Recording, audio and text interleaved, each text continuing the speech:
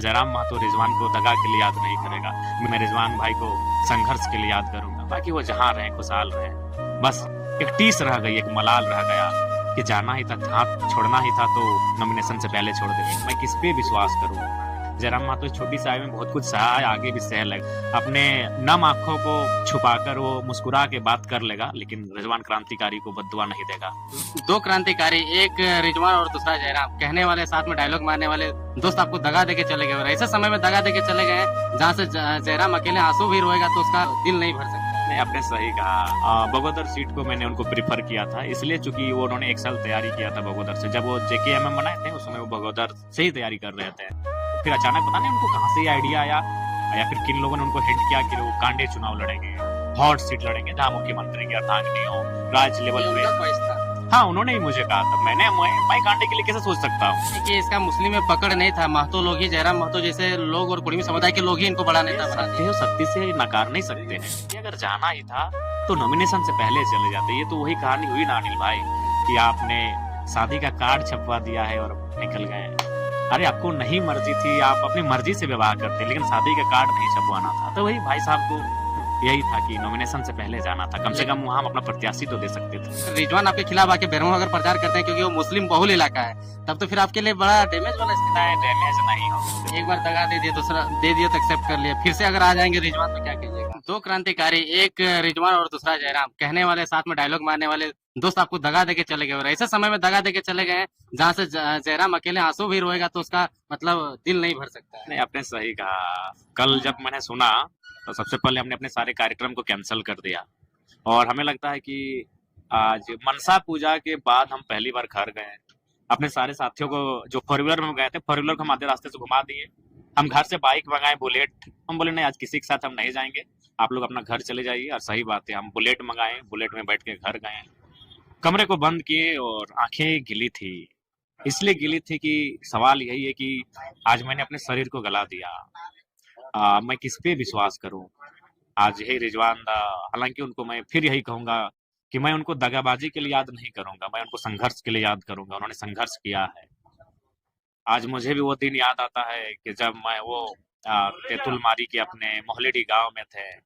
पहली बार आज से 2.5 साल नहीं, लगभग 2.25 3 साल पहले, उससे भी ज्यादा, 2-3 महीना कम कही कि 3 साल पहले मैंने उनको कॉल किया और उनको मैं अपने मामा घर लेके आया। क्योंकि उस समय हम लोग को मीडिया कवरेज नहीं करती थी। उस समय एक जितेंद्र ब्लॉग थे और रोहित ब्लॉग थे। उसके अलावा कोई ऐसा विषय, राजकुमार मंडल जी थे कभी कभी, और राहुल मोदक जी थे। उसके अलावा बहुत कम ही ऐसे चैनल थे जो हम लोग को दिखाते थे। तो मैंने, मेरा पेज का चैनल वो ठीक ठाक चलता था, अच्छा व्यूअर्स था। कोई भी हम स्टेटमेंट देते वो लगभग 1 लाख, 1.5 लाख, 2 लाख तक एक दिन में पहुंच जाता था। तो पहली बार उनको हम मामा घर बुलाए। हम मामा घर में रहते थे। मामा घर का नाम आमडी है। रिजवान भाई को खाटी पे बैठाएं और उसका हम शीर्षक भी दिए थे कि खाटी में बैठकर खाटी मुसलमान को सुनिए 1932 के खतियान पे। वो मेरा पेज था, वो चैनल भी नहीं था। नहीं, उससे पहले तक रिजवान जी को किसी चैनल ने भी कवरेज नहीं किया था। मैंने खुद उनको अपने पेज पे लाए कि रिजवान भाई आप बोलिए। तो फिर उन्होंने बोले और वो वीडियो हमको लगता है एट ए टाइम 80,000 व्यूवर्स ने देखा और समय आते थे शायद लाखों पार हो गया था। तो मैंने उनको स्वयं निमंत्रण दिया था कि इस आंदोलन में आप मेरे साथ चलिए। वो चले, बहुत अच्छा चले। बीच में फिर वो अपना JKMM कुछ बनाए। हाँ, उसके बाद उन्होंने अपने समुदाय को गोलबंद किया और फिर वो हमारे साथ आए। बकायदा हम ही उनको लेकर आए। तो उस समय भी तो कटे हुए नजर आ रहे थे जब JKMM बनाए, उस समय भी आपने मर्ज कर दिया। हाँ, वो उस समय भी। उसके बाद हमने उनको लाया और यही कहा कि लोकसभा के चुनाव में आप हमारे लिए मेहनत कीजिए, विधानसभा का चुनाव आप तो लड़ेंगे ही लड़ेंगे। और बकायदा विधानसभा का चुनाव उन्होंने, बगोदर सीट को मैंने उनको प्रीफर किया था, इसलिए चूंकि वो उन्होंने 1 साल तैयारी किया था बगोदर से। जब वो JKMM बनाए थे उस समय वो बगोदर से ही तैयारी कर रहे थे। तो फिर हम बोले वो बेहतर सीट है, वहाँ समीकरण भी बहुत सुंदर फिट वेट रहा है। तो वह बोला, फिर अचानक पता नहीं उनको कहाँ से ये आइडिया आया, या फिर किन लोगों ने उनको हिंट किया कि वो कांडे चुनाव लड़ेंगे, हॉट सीट लड़ेंगे जहाँ मुख्यमंत्री की अर्धांगिनी हो, राज्य लेवल पे। था।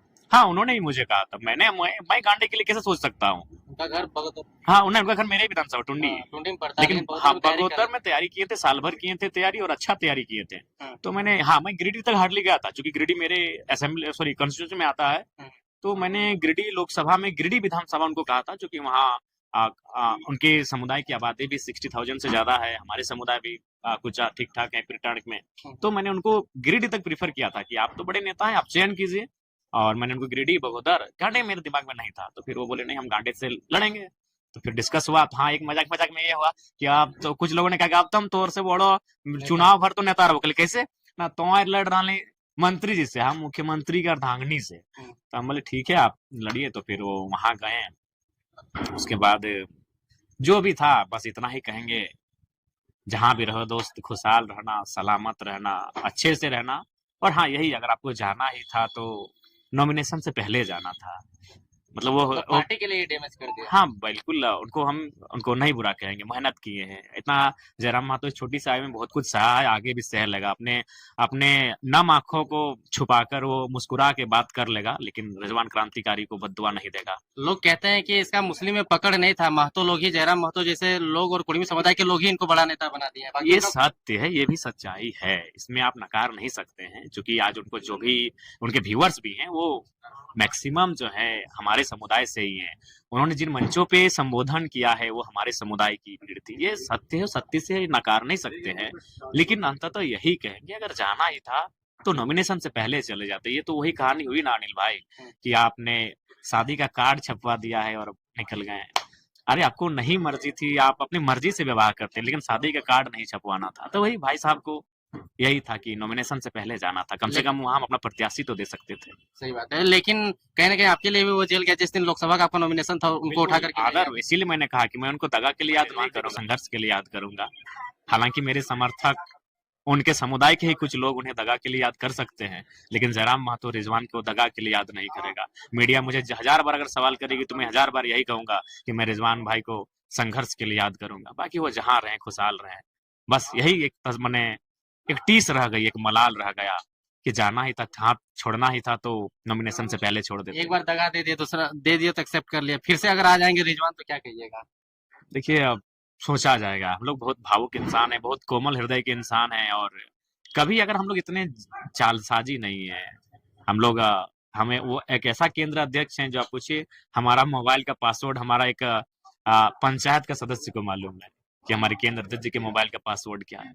बहुत सारी सीटों पे आपके कैंडिडेट जो दिए थे उसका रिजेक्शन लिस्ट जारी हो गया है, उस पर आप लोग क्या करेंगे? वहां पे तो आप कैंडिडेट आप दे नहीं सकते हैं। हाँ वहां पे हम लोग किसी को समर्थन दे देंगे, कि कोई समर्थन से चुनाव लड़ेंगे, उनका जो भी सिंबल होगा उस सिंबल को हम लोग समर्थन दे देंगे।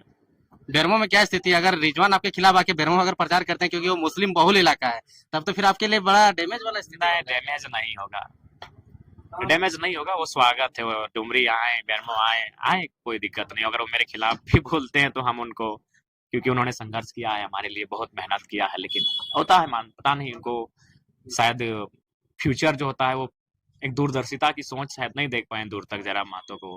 वो काफी कुछ पल के लिए चले गए, और वो जहां गए, हेमंत सोरेन तो अस्थायी नेता थे। आज अगर उनको जरूरत थी तो जयराम महतो की जरूरत थी।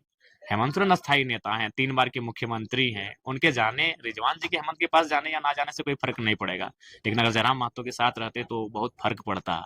लेकिन खैर वो दूरदर्शिता की कमी दिखी उनमें और वो चले गए, जहां भी जाए खुशहाल रहे, सलामत रहे।